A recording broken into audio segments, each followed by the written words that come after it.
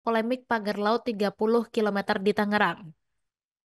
Jadi memang Kepala Desa Kohot yaitu Arsin yang sempat menjadi perbincangan ini sudah muncul ke publik setelah sempat menghilang di tengah viralnya kasus pagar laut di Tangerang.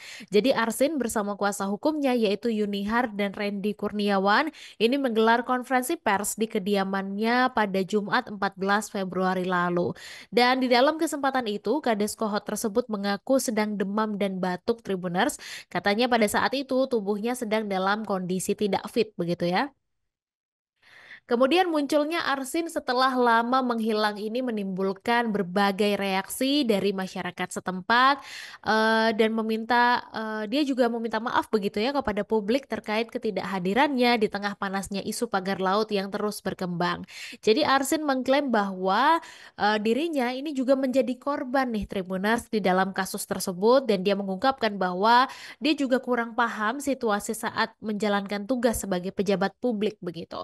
Kemudian penjelasan Arsin tersebut malah memicu lebih banyak lagi kemarahan dari warga.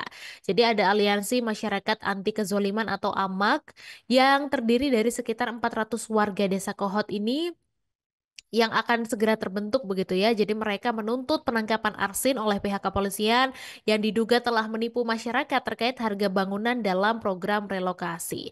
Dan salah seorang anggota AMAK yaitu Saifuddin mengatakan bahwa Arsin ini menjanjikan harga 3 juta rupiah per meter untuk bangunan rumah yang tergolong permanen, tapi kenyataannya warga ini hanya menerima 2,2 juta rupiah per meter dan tanpa tambahan untuk tanah begitu. Dan selain itu warga juga mengeluh soal penarikan sertifikat tanah mereka oleh pemerintah desa di bawah kepemimpinan Arsin Tribuners. Jadi hingga kini katanya belum digantikan dengan sertifikat relokasi seperti yang memang sudah dijanjikan. Dan Saifuddin juga mengungkapkan bahwa SHM dan juga SHGB milik warga ini sudah diambil oleh pihak pemerintah desa di bawah kepemimpinan Arsin. Dan Saifuddin mengatakan bahwa Arsin menjanjikan SHM dan SHGB tersebut akan digantikan dengan sertifikat kepemilikan lahan relokasi nantinya. Namun sejak beberapa bulan lalu warga ini belum menerima sertifikat kepemilikan lahan relokasi tersebut dari pihak pemerintah desa dan dia mengeluhkan beberapa warga saat ini tidak lagi memiliki surat kepemilikan tempat tinggal mereka. Dan Ketua AMAK yaitu Aman Rizal ini juga mengatakan warga siap membantu kepolisian dalam mencari dan juga menangkap Arsin yang menurutnya harus segera diproses hukum nih Tribuners. Jadi mereka bahkan mengklaim kalau memiliki bukti-bukti pelanggaran yang dilakukan Arsin yang menguatkan dugaan keterlibatannya dalam masalah pagar laut begitu. Kemudian upaya-upaya yang dilakukan barisan warga yang kontra terhadap Arsin ini juga tidak dilakukan sembarangan tapi dengan didampingi kuasa hukum, para warga ini sudah mengumpulkan bukti-bukti pelanggaran yang dilakukan Arsin.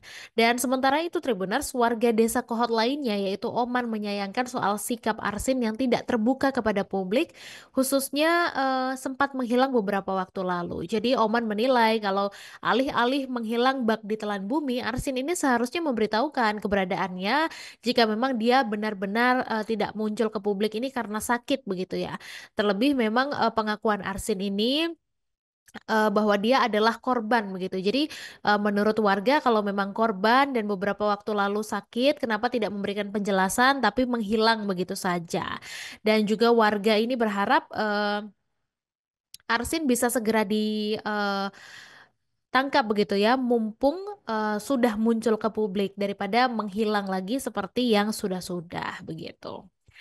Download Tribun X sekarang, menghadirkan lokal menjadi Indonesia.